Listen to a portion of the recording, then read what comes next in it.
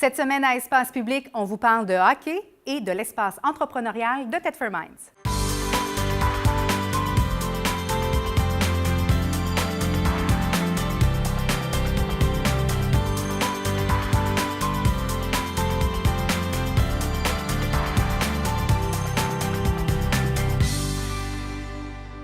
Mon invité cette semaine, Martin Fecteau, bienvenue. Bonjour. Pour parler, entre autres, d'un 10e anniversaire pour un événement super important là, pour la région. Oui, évidemment, on le dit, 10e anniversaire, c'est un événement, un tournoi de hockey, en fait, qui se tient à la mi-novembre. Ça a été, à l'époque, mis en place pour combler une certaine période creuse au niveau du tourisme, si on veut, plus précisément au niveau de l'hébergement. Puis finalement, ça a pris de l'ampleur incroyable. Ça a pris de l'ampleur, exactement. Les restaurateurs, comme je disais, l'hébergement, etc. Puis même le fait de faire un tournoi à ce moment-là de l'année, bien, c'était particulier. Alors, ça a pris une importance, puis c'est reconnu provincialement et même un petit peu plus. Ça a tellement pris d'ampleur que là, on doit faire appel à des arénas autour et tout ça là, pour combler la demande et le nombre d'équipes. Oui, dès le départ, le tournoi débordait plus que l'aréna de Thetford et de Black Lake.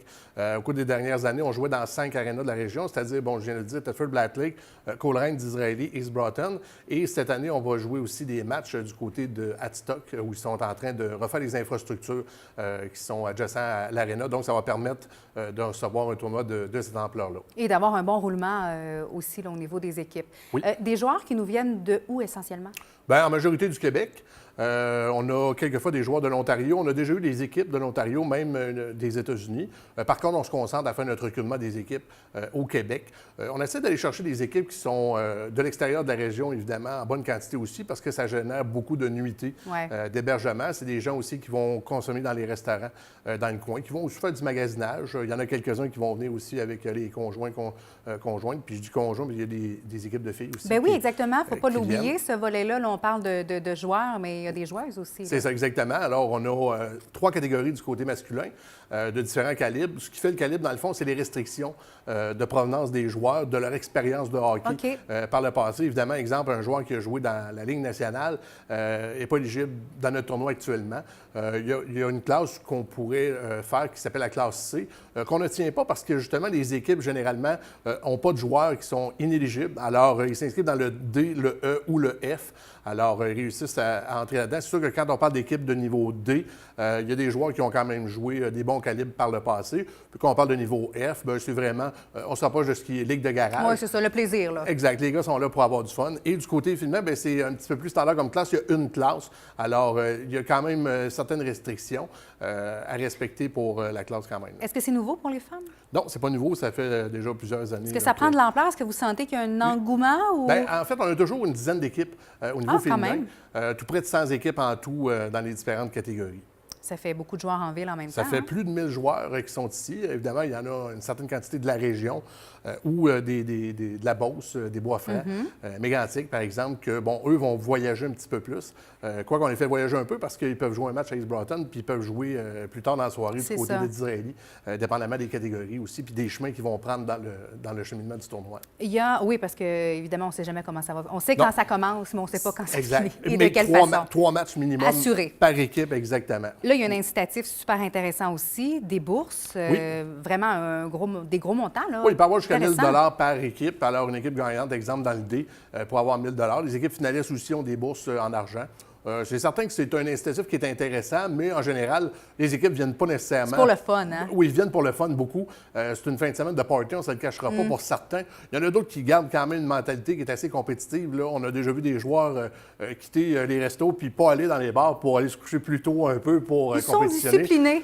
Dans certaines catégories, il y en a qui sont plus compétitifs que d'autres, puis c'est correct aussi. Puis il y en a d'autres qu'on peut les rencontrer à toute heure du jour dans la région. Puis il y a quand même une certaine discipline là, parce qu'on est très, très, très sévère sur, exemple, l'alcool au volant, ces choses-là. On leur explique dès le départ qu'on a un paquet de moyens dans la région qui peut faire qu'on peut les aider avec des tolérances zéro, etc., les taxis, tout ça. Là. On les encourage à faire la fête, oui, mais on les encourage à être responsables. On ne veut pas en entendre parler. Et comme c'est le 10e anniversaire, j'imagine qu'il y a des équipes qui se rencontrent presque à chaque année dans des matchs. Et là, on veut gagner cette année et tout ça. C'est pour ça qu'on parle de compétition. Ah oui, au moment où on se parle, on a environ la moitié des équipes qui sont inscrites. Puis pour la plupart, c'est des équipes des noms qu'on a déjà déjà vu. Évidemment, les inscriptions sont jusqu'au 20 octobre. Alors, il y a des équipes qui s'inscrivent dans la dernière semaine, en bonne quantité d'ailleurs, mais il reste que c'est des équipes qui reviennent année après année. On a toujours qui quittent pour différentes raisons, ou il y en a d'autres qui arrivent. Dépendamment aussi où on fait notre promotion, on commence à avoir un petit peu plus d'équipes du Saguenay, Lac-Saint-Jean. Alors, dès qu'il y a une équipe ou deux qui commencent à venir par ici, eux jouent déjà là-bas, en parlent à d'autres joueurs. Ça fait boule de neige. Exactement. C'est ça. Les hôtels commencent déjà à recevoir des réservations. Oui, évidemment. Oui. Merveilleux. Martin, je vous garde avec nous parce qu'on a plein d'autres choses à jaser, évidemment, au cours de l'émission. Des invités qui vont se joindre à nous aussi. On fait une courte pause. D'ailleurs, parlant de l'inscription, puisqu'on a parlé de ça, évidemment, le site Internet et tout ça, ça va figurer au bas de l'écran. Donc, pour ceux et celles que ça intéresse, parce que les femmes aussi peuvent s'inscrire, vous aurez le lien là, en bas de l'écran. On fait une courte pause là-dessus et on parle de l'espace entrepreneurial au retour. Restez là.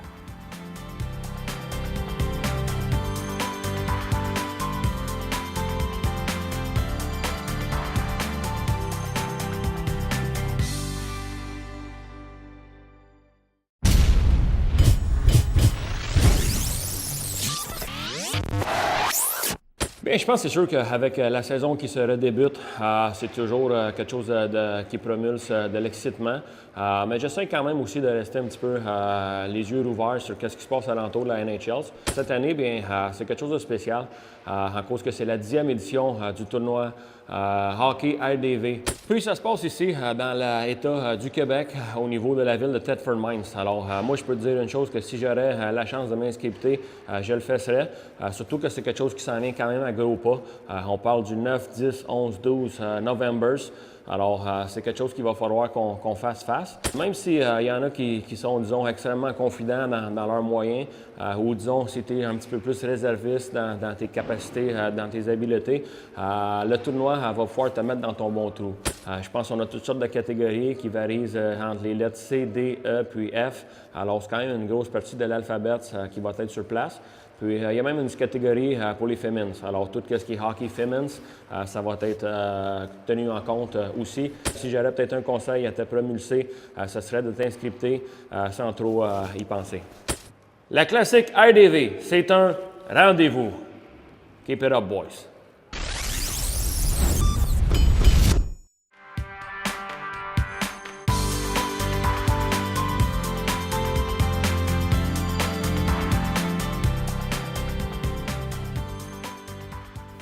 Pour l'espace entrepreneurial de Thetford Mines, maintenant, Brian Gignac est avec nous. Bienvenue. Merci beaucoup. On s'est parlé il y a déjà plusieurs mois, mais là, ça bouge toujours chez vous, puis il y a du nouveau, là. Il y a beaucoup de nouveaux à l'E2RT. En fait, l'E2RT, on l'a comme défini avec une nouvelle définition. On appelle ça un hub innovant. C'est quoi un hub? Oui, pour ceux qui... En fait, on appelle ça un lieu d'expérimentation.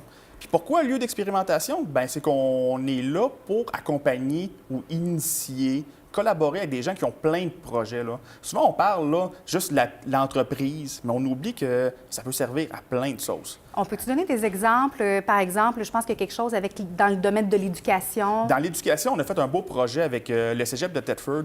En fait, c'est quelque chose qui est très, très unique, c'est qu'on vient délocaliser la formation du programme de technique de plasturgie. Ça veut dire qu'on a des étudiants de 3e année qui terminent leur formation, mais c'est chez nous. C'est qu'ils ont des ordinateurs, ils vont travailler sur des cas qui sont concrets. Ils vont agir un peu comme des firmes d'ingénieurs pour des vrais mandats qu'ils font avec des entreprises du territoire, puis aussi à l'extérieur. Parce que les locaux en tant que tels, pouvez-vous nous les décrire un petit peu pour ceux qui les ont jamais vus, par exemple? Qu'est-ce qu'on peut retrouver? À l'E2RT, on retrouve de tout. On retrouve des salles de formation. Donc, quand on parle d'avoir des gens qui viennent suivre une formation, on peut prendre l'exemple du cours de lancement d'entreprise avec notre partenaire Le Tremplin. C'est des gens là, qui ont une idée de se lancer en affaires, donc ils viennent suivre une formation 2 fois par semaine, travaillent sur un projet. On a même aussi des formations des entreprises qui disent, j'en ai mon équipe de vente, des clients, on a besoin d'un espace, on veut vraiment là, sortir là, du cadre, faites-nous vivre une belle expérience. Puis au niveau de l'imagination ou même de, des fois, l'échange d'idées, juste le fait de sortir du cadre de l'entreprise ou de notre petit bureau, on dirait que là on ne voit plus les choses pareilles. On a comme une espèce de petit recul, finalement, dont on avait besoin. Puis c'est ça qu'on dit aux entreprises, sortez de vos locaux, même aux organismes. On parle beaucoup d'entreprises, mais ça peut être aussi un organisme communautaire qui a besoin peut-être de faire une planification stratégique. C'est là qu'on voit là, un mélange d'idées, parce qu'on rencontre peut-être un intervenant qu'on n'avait pas vu, on rencontre un entrepreneur qui nous dit peut-être le petit commentaire qu'on avait besoin. C'est vrai. Que le ERT, c'est comme un terminal d'un aéroport. Là. Il se passe plein de choses en dedans, plein de monde qui passe, des projets, puis non, c'est un endroit très, très dynamique, des bureaux pour les entreprises. Je le vois un peu, si on veut faire un parallèle, on dit que dans une entreprise, c'est important de faire des activités de groupe en dehors du travail. Mais là, on parle de travail, mais c'est le cadre qui est différent. Donc, ça amène un petit peu, justement, un état d'esprit qui est différent. Là. Puis on voit les gens aussi sous un autre jour, j'imagine. Et oui, puis on a des entreprises qui sont venues chez nous pour faire de la négociation collective, par exemple. OK. Dire, bon, OK, c'est un lieu neutre, c'est un lieu, bien, on va sortir du terrain battu. Puis les discussions, bien, ça a été très, très concluant pour eux autres. Ils sont revenus, puis ça a été bénéfique. De plus en plus, on a découvert ce service-là aussi qu'on peut offrir. Oui, parce que des fois, quand on a des choses importantes ou un petit peu pointues, ou des fois... On ne va pas se faire déranger au oui, bureau. C'est vrai. On va avoir une certaine intimité. C'est pour ça qu'on dit, bien, ça peut être un organisme, une entreprise. On le fait dans plusieurs cas. Là. Mais on veut aussi offrir quelque chose d'un peu prestigieux. Les locaux sont Oui, bien aménagés et tout ça. Là. Ça s'apprête pour beaucoup d'échanges. Ouais. On voit juste par la conception, au niveau des tapis, la décoration, c'est vivant. On a le goût d'aller dire, bien, hey, moi, j'ai un projet, là. Y a-t-il quelqu'un qui veut m'écouter? Y a-t-il quelqu'un qui veut m'aider? Bien oui, un 2RT, c'est ça, là. On veut que les gens retiennent. Là, Est-ce qu'il faut que l'idée soit quand même bien germée dans la tête de la personne ou si c'est juste « Ah, je suis pas sûre, mais j'aimerais... » Est-ce que même si c'est très embryonnaire là, comme idée, on peut aller vous voir pareil? Effectivement. OK. Sont très rares les gens qui arrivent avec un projet très, très défini.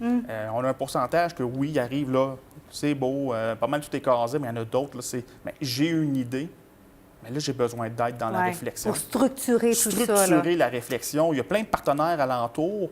Parce que E2RT, ça fonctionne avec des partenaires. On a des gens de la SDE, SADC, du Tremplin, la Chambre de commerce, on a la Ville, le Cégep. Tous ces gens-là sont là pour aider les gens. Ces ressources-là dont on a besoin, et des fois, quand on est tout seul chez nous, dans notre bureau, on oublie l'existence ou qu'on on pourrait avoir de l'aide. Alors là, ils sont là. Il y a un projet que vous avez un peu en commun aussi, finalement. Il est question de cinéma, de séries. On a fait une demande, finalement, pour faire partie d'un groupe pour attirer, justement, les productions ici, dans la région. Oui, bien en fait, je ne suis pas seulement dans le RDV, je suis en fait aux communications à la Société de développement économique de la région de Thetford et nos activités sont fusionnées maintenant avec Tourisme région de Thetford. Et Tourisme, en fait, la région de Thetford est devenue membre dernièrement du Bureau cinéma et télévision du Québec. Alors, la région est officiellement représentée, dans le fond, auprès des producteurs locaux et étrangers pour le tournage de production. D'ailleurs, il y a eu des auditions qui ont été faites pour la figuration. Dans vos locaux. Oui, dans les locaux de 2RT. Ouais. Oui, on a un appel de l'entreprise de Montréal pour un casting disant bien, il va y avoir un film qui va avoir lieu à Thetford. On cherche un endroit. Bien, nous, on a dit bien, venez-vous-en, venez voir. Au total, 245 personnes se sont déplacées un samedi pour être figurants dans ce film-là. Quand on parle de 2RT, là, on parlait d'entreprise, mais là, on parle d'un projet là, qui est plus culturel, artistique, mais on est là aussi. C'est que les gens, il faut qu'ils se servent de 2RT, il faut qu'ils servent des intervenants de locaux pour faire avancer des projets. Là. On a déjà eu des productions dans les plus connues. Je regardais dans la feuille de route, il y a déjà eu Scoop qui a été tourné ici, d'autres projets au niveau du cinéma et tout ça. Est-ce que, là, de faire partie, d'avoir comme l'accréditation, du moins, ou la certification de ce groupe-là, ça va donner un... Évidemment, c'est ce qu'on présume, c'est ce qu'on espère, c'est ce qu'on présume, parce qu'évidemment, il y a des sites particuliers dans la région, quand on parle de sites miniers, où c'est très différent de ce qu'on peut retrouver ailleurs. Exactement. Puis bon, évidemment, on peut en retrouver dans le nord du Québec, on peut en retrouver sur la Côte-Nord, etc., dans le nord de l'Ontario, mais là, on est à 2h30 maximum de Montréal. Fait que les productions sont plus attirées dans des régions qui sont tout près. Alors, puis évidemment, on a d'autres sortes de paysages, on a différentes sortes de bâtiments, les villages autour, etc. Tu sais, il y a plein d'endroits qui peuvent attirer des productions. Puis, comme on dit, bien, la visite attire la visite. Là.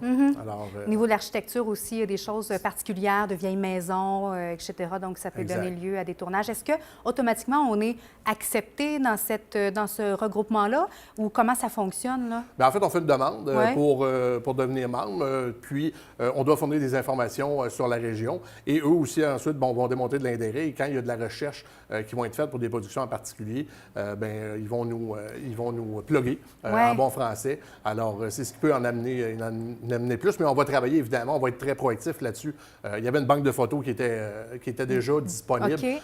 On va la bonifier avec Au eux fur et pour à leur- mesure Exactement. que- Pour leur montrer là, les sites, le potentiel aussi, là, parce qu'évidemment, on cherche des choses qui sont particulières. Des fois, ça peut être juste un bâtiment, des fois, ça peut être un secteur au complet qui peut servir. Mm-hmm. Alors, on va essayer de leur fournir le plus de matériel possible pour qu'ils puissent voir un peu. Puis là, après ça, ils viennent faire du repérage. Oui, évidemment, exact. dans la région. Puis là, c'est là qu'ils vont trouver des endroits. Même un 2RT pourrait servir d'endroit. Tout à fait. On a un endroit qui est magnifique, puis les commentaires des gens du casting ont été « ben wow, c'est intéressant, on pensait pas qu'il y avait ça à l'extérieur des grands centres ». Puis oui, les gens vont nous recommander à dire hey, allez voir, on a un projet chez la 2RT, là, venez-vous-en, allez les Oui. voir. Il n'y a rien de mieux comme quelqu'un qui tombe en amour avec un endroit, tu sais, parce que c'est eux qui Oui. visitent le Québec pour trouver des endroits. Donc, en disant, on a tombé en amour avec cet endroit-là, les gens sont super. Donc, c'est sûr qu'à un moment donné, Thetford revient en tête aussi quand on cherche des Oui. endroits par après, là. Oui. Ça a été comme un petit coup de foudre. Ben, on va le souhaiter, en tout cas. Évidemment. Et l'implication aussi, on l'a vu, 245 personnes, là, incroyable. puis des gens là, de Tous les âges? tous ou- les âges. Donc, ça a été très, très intéressant. Là. À 10h moins quart le matin, il y avait déjà une trentaine de personnes qui attendaient à l'extérieur des portes. Puis quelle expérience à offrir aux gens aussi de dire, il y a des auditions, vous pourriez vous retrouver dans un film, dans une série. C'est quand même quelque chose de spécial. Puis en même temps, ça leur fait découvrir l'espace entrepreneuriat. Tout à parce que fait. bien des gens là-dedans n'auraient pas la chance ou n'auraient pas l'occasion de visiter l'endroit. Alors, ça peut peut-être les allumer parce que, tantôt, pour faire un peu de chemin sur ce qu'on disait, les différents organismes du milieu, en particulier 2RT, la Société de développement économique, la SADC aussi, qui est rattachée au fédéral, et aussi, évidemment, notre collègue Guy, qui est au fond de Capital Expansion Région Thetford. Bien, si quelqu'un vient nous voir dans un des groupes de la gang, bien évidemment, on va le rediriger au besoin. Il y a une concertation qui est faite là-dessus, puis quand il y a un promoteur, il y a quelqu'un qui a une idée, bien évidemment, on ne veut pas le laisser aller chez eux dans l'inconnu. On va lui expliquer ce qui peut être fait. La force du groupe, hein? Oui, exactement. Là. Puis chacun a un rôle à jouer. Alors, peut-être qu'il va passer aux 4 endroits, peut-être qu'il va passer à 2, dépendamment où il est rendu dans son projet. Puis C'est c'est ça. du temps qu'on perd pas. Tu sais, c'est tellement précieux, là, surtout que on parlait d'affaires, d'organismes et tout ça. Ce temps-là, il est très, très précieux. Donc, si on peut aller voir les bonnes personnes en partant, là, C'est ça. C'était l'idée d'avoir les gens tous à un même endroit. Ouais. Au lieu d'envoyer le promoteur aller, bien, votant à gauche, votant à droite, ben non, t'arrêtes à un endroit. Nous, on va te diriger vers les bonnes personnes. Soit que ça va être la SDE qui va le prendre au début. Oh, on va le relayer à le 2RT, on peut le relayer à quelqu'un d'autre. C'est que le promoteur, il est extrêmement bien servi. Il y a un cheminement ensuite qui va se faire. C'est puis, ça. Exact. Jusqu'à l'accomplissement de son projet. Oui, tout à fait. Et on voit qu'il y en a beaucoup dans la région. Merci. On Oui. parle de projet, mais on peut parler aussi d'expansion, Tout puis à aussi fait. on peut parler de relève, évidemment, entrepreneuriale. Ça aussi, Quelqu'un c'est un qui sujet voudrait chaud. justement, là, au niveau de la relève agricole ou même de l'entreprise, on ne sait pas trop comment ça fonctionne. Est-ce qu'on quitte l'entreprise, on reste un peu avec les enfants ou ça aussi, on peut accompagner les gens On peut à accompagner travers ça? tous les services, nos partenaires, on est là pour accompagner le projet, que ce soit de l'agriculture, que ce soit un projet artistique, que ce soit un projet de relève d'entreprise. Il n'y a pas de projet qu'on n'acceptera pas. Là. On va prendre le temps d'écouter le promoteur. C'est qu'appelez-nous à le 2RT. Ouais. Venez nous, Il y a venez pas de nous voir. limite, Là. là. Suivez-nous sur Facebook. On publie sur plein de sujets. Là.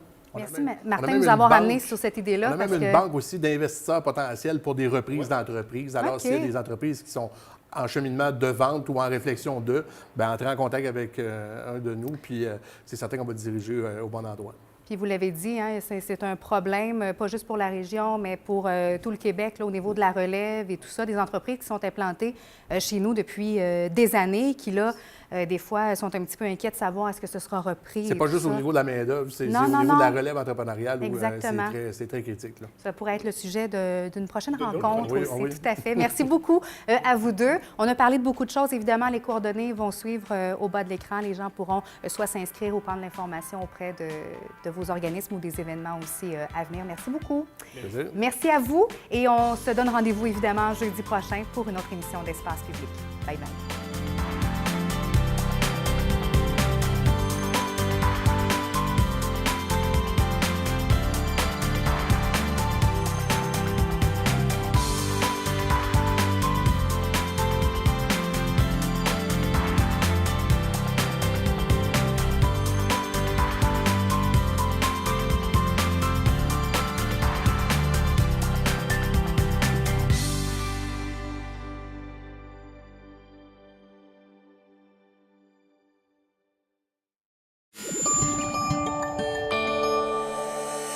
TV, fiers de faire rayonner notre communauté.